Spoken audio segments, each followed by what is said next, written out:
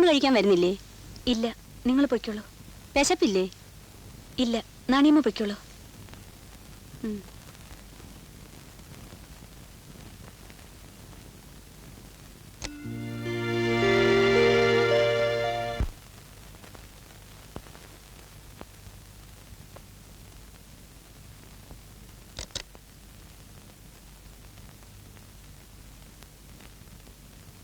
ഊണ് നന്നായിരുന്നോ? സാവിത്രി എനിക്ക് വേണ്ടി ഒരുപാട് ബുദ്ധിമുട്ടുന്നു. ഇപ്പൊ ഇവർക്ക് വേണ്ടി ഞാനിതിനൊക്കെ എന്താ ഒരു പ്രത്യുപകാരം ചെയ്യാ? ഞാനല്പം പാർട്ടി വിരുദ്ധം പറയട്ടെ, ഒരു മൂരാച്ച ചിന്ത. മരിച്ചു പുനർജന്മം കിട്ടുന്നതുവരെ ആത്മാവ് ഇവിടേക്ക് എങ്ങനെ അലയും? ഒരുപാട് ശക്തികളും കാണും. പിന്നെ എൻ്റെ ആത്മാവിന് ആർക്കെന്ത് സൗഭാഗ്യങ്ങളും നൽകാം. സാവിത്രിക്ക് എന്താ വേണ്ടത്? പ്രമോഷൻ, ഒരുപാട് കൈപുണ്യം. ഉണ്ണി വന്നല്ലോ. അപ്പോ ഒരുപാട് കുട്ടികൾ, ദീർഘസുമംഗലി യോഗം. ട്രീസയ്ക്ക് എന്താ വേണ്ടത്? നിനക്ക് നല്ലൊരു പയ്യൻ, അത് ഞാൻ കണ്ടുവച്ചിട്ടുണ്ട്. അരവിന്ദേട്ടാ, അമ്മയ്ക്കൊരു കൊച്ചു വീട്, ഓടിട്ടത്, പട്ടിണിയില്ലാതെ കഴിയാനുള്ള സൗകര്യങ്ങൾ. കുഞ്ഞലക്ഷ്മിക്ക് എന്താണ് ഈ വേണ്ടത്? എന്റെ മോക്ക് എന്താ വേണ്ടത്? അങ്ങ് ചെല്ലുമ്പോ അച്ഛന്റെ മോക്ക്, അച്ഛന്റെ പൊന്നുമോക്ക് എന്ത് കൊണ്ടുവരണം?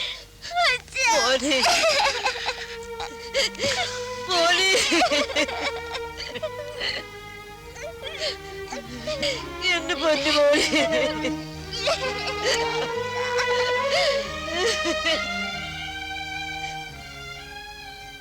അമ്മേ, എനിക്ക് തൃപ്തിയായി കുഞ്ഞെ, സന്തോഷായി. നല്ല ജീവനോടെ ഞങ്ങൾക്ക് അവനെ ഒന്ന് കാണാൻ കഴിഞ്ഞല്ലോ. ചെയ്ത തെറ്റിനൊക്കെ അവൻ ശിക്ഷ അനുഭവിച്ചു. ഒരുപാട് വേദന തിന്നതാ എന്റെ മോൻ. ഇനി അവര് കൊല്ലാൻ കൊണ്ടുപോകുമ്പോ എന്റെ മോള് എന്തെങ്കിലും മരുന്ന് കൊടുത്ത് വേദനയില്ലാതെ അവനെ കൊല്ലണം. കൊല്ലാൻ വേണ്ടി മോൾ അവനെ വിട്ടുകൊടുക്കരുത്. നിന്റെ കൈകൊണ്ട് അവൻ മരിച്ച അവന് വേദനിക്കില്ല. അമ്മ എന്താണ് ഈ പറയുന്നത്? അവനെ കൊന്നു കളഞ്ഞേക്ക്. എനിക്കിനി അവനെ കാണണ്ട. എനിക്ക് തൃപ്തിയായി. എന്താ അമ്മ ഇത്? നിങ്ങൾ ഇങ്ങനെയൊക്കെ ചെയ്താൽ അരവിന്ദന് വിഷമമാകും.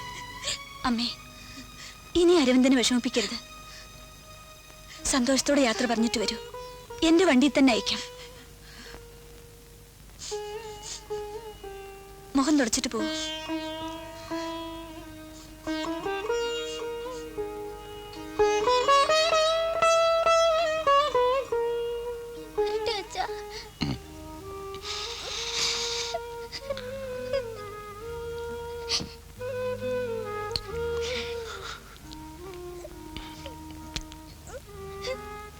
പോട്ടെ മോനെ.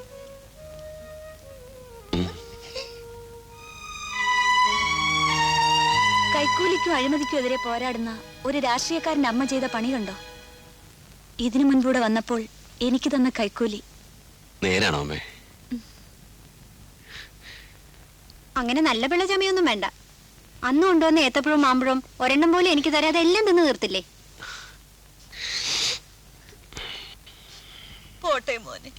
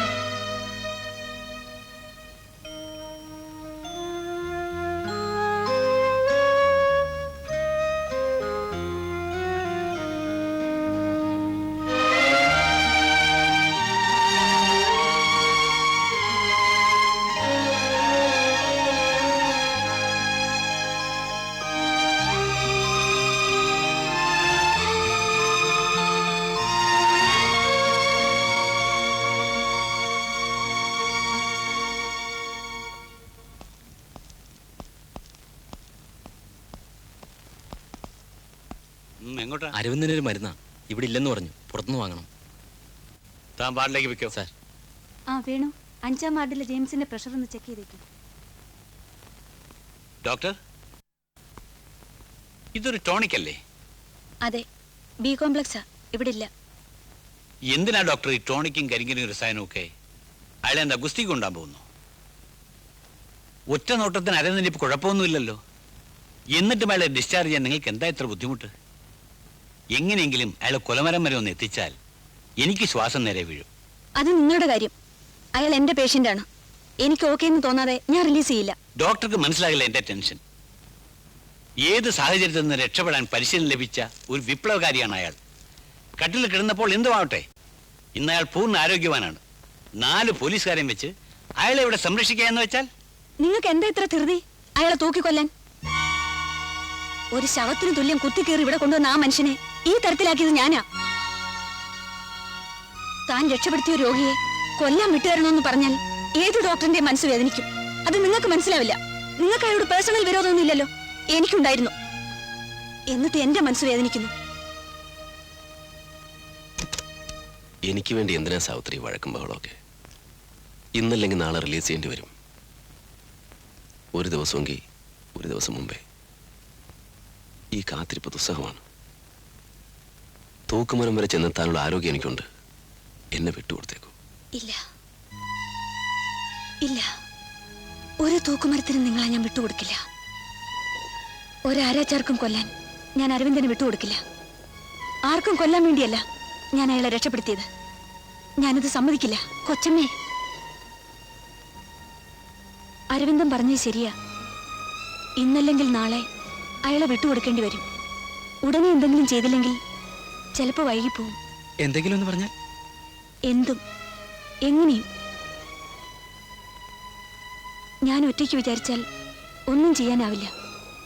നിങ്ങൾ രണ്ടുപേരും എൻ്റെ കൂടെ ഉണ്ടാവണം. എന്തിനും. രക്ഷപ്പെടാനോ? എങ്ങനെ? അല്ലെങ്കിൽ തന്നെ എന്തിന്? എനിക്കിനി അങ്ങനെയുള്ള ആഗ്രഹങ്ങളൊന്നുമില്ല പ്രകാശ്. എൻ്റെ അമ്മയെ കണ്ടു, മോള് കുഞ്ഞലക്ഷ്മിയെ കണ്ടു. പിന്നെ പ്രസ്ഥാനത്തിന് എന്നെ വേണ്ട, ജനങ്ങൾക്ക് പ്രസ്ഥാനത്തെയും വേണ്ട, നേതാക്കന്മാർക്കും വേണ്ട. എനിക്ക് പിന്നെ എവിടെയാ ഒരു പ്രസക്തി?